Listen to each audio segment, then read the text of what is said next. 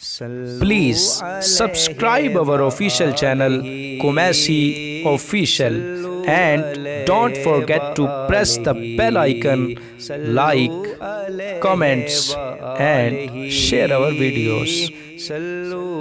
जी तो नाज़रीन अस्सलामु अलैकुम वरहमतुल्लाहि वबरकातुहू। उम्मीद करता हूँ कि आप सब खैरियत और आफ़ियत के साथ होंगे। आज की वीडियो बहुत ज़्यादा अहमियत की हामिल है, क्योंकि आज की वीडियो उन लोगों के मुतालिक है, उन बदअक़ीदा लोगों के मुतालिक है कि जो कहते हैं कि सरकार दो आलम नूर मुजस्सम सल्लल्लाहु अलैहि वसल्लम बाद अज़ विसाल भी ज़िंदा नहीं है। यानी सरकार दो आलम नूर मुजस्सम सल्लल्लाहु अलैहि वसल्लम की हयात के ख़िलाफ़ हैं। और जब उनसे पूछा जाता है तो वो उसके जवाब में एक दलील देते हैं, और जो हमारे भोले भाले लोग होते हैं वो उनकी बातों में वो दलील सुनकर आ जाते हैं। कहते हैं कि अगर नबी ज़िंदा थे तो सहाबा इकराम ने उनको दफन क्यों किया? भाई कोई ज़िंदा को तो दफन नहीं करता।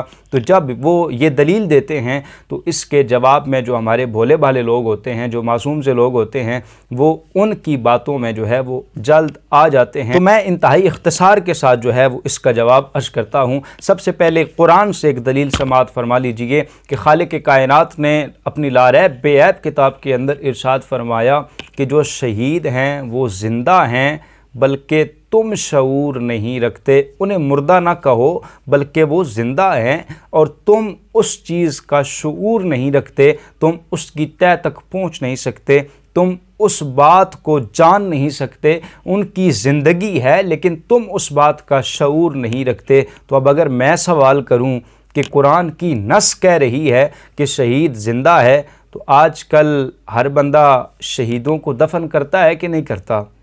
शहीदों को दफन किया जाता है। तो ये सवाल तो इस तरह भी बन सकता है कि कुरान की नस कह रही है कि शहीद ज़िंदा है तो हम उसी ज़िंदा को दफन कर रहे हैं। तो पता चला ज़िंदा को ही दफन किया जाता है, मुर्दों को दफन नहीं किया जाता। क्योंकि जिनके मुर्दा होते हैं वो दफन नहीं करते, वो अपने हाथों से जला दिया करते हैं, नज़रे आतिश कर देते हैं, पानी में बहा देते हैं। और जिनके ज़िंदा होते हैं वो ज़िंदा जान कर ही उनको दफन किया करते हैं। इस पर एक और मिसाल बिल्कुल देहात वाले अंदाज में मैं आपको समझाना चाहूँगा कि देखिए, हमारे जो किसान भाई हैं, अक्सर औकात ऐसा होता है कि जब वो बाज़ार से बीज लेकर आते हैं तो क्या करते हैं कि उसकी छांटी करते हैं, उनको अलग अलग करते हैं। जो सेहतमंद बीज होते हैं, जो अच्छे बीज होते हैं, उनको एक साइड पे कर लेते हैं, और जो थोड़े थोड़े ख़राब होते हैं उनको एक साइड पे कर लिया करते हैं। अच्छा, अब अगर कुछ सवाल करने वाला उनसे सवाल करे कि बताइए कि इनको अलग अलग क्यों किया है, तो वो जवाब देंगे कि ये जो दाएं साइड पे किए हैं ना, ये बड़े अच्छे हैं, सेहतमंद हैं, ज़िंदा हैं, और ये जो बाईं साइड पे किए हैं ये कमज़ोर हैं, यूँ समझ लीजिए कि ये मरे हुए हैं। तो इन मरे हुओं को दफन करने का क्या फ़ायदा है, क्योंकि कुछ निकलना तो है नहीं।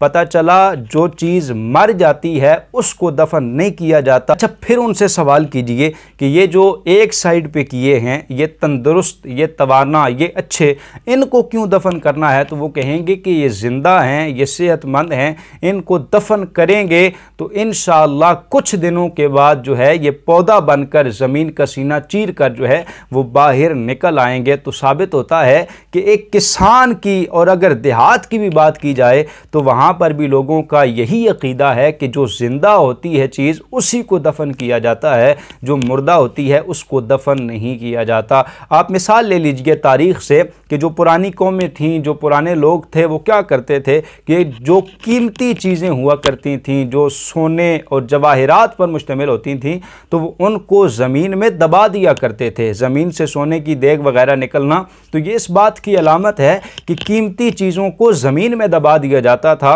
और जो इर्ज़ा नहीं होती थी, जो चीज़ जो है वो ज़्यादा कीमती नहीं होती थी, उसको ऐसे ही फेंक दिया जाता था, उसको नज़र आतिश कर दिया जाता था, उसको पानी में बहा दिया जाता था। और इस पर बहुत सारे दलाइल हैं कुरान और अहादीस से। मैं तबर्रुकन एक हदीस मुबारक आपकी खिदमत पे पेश कर देता हूँ। सरकार दो आलम नूर मुजस्सम सल्लल्लाहु अलैहि वसल्लम ने इरशाद फरमाया कि बेशक अल्लाह ताला ने ज़मीन पर हराम कर रखा है कि वो नबियों के जिस्मों को खाए, और इसी तरह अंबिया किराम को कब्र में रिज़्क भी दिया जाता है। तो इन तमाम दलाइल से साबित होता है कि सरकार दो आलम नूर मुजस्सम सल्लल्लाहु तआला अलैहि वसल्लम अपने कब्र में जो हैं वो ज़िंदा है, और ऐसे बदअक़ीदा लोगों से बचना चाहिए और उनकी बातों को बग़ैर तहक़ीक़ किए मानने से परहेज़ करनी चाहिए। खालिक़ कायनात हमें समझने की तौफ़ीक़ अता फ़रमाए। अस्सलामु अलैकुम व रहमतुल्लाहि व बरकातुहू।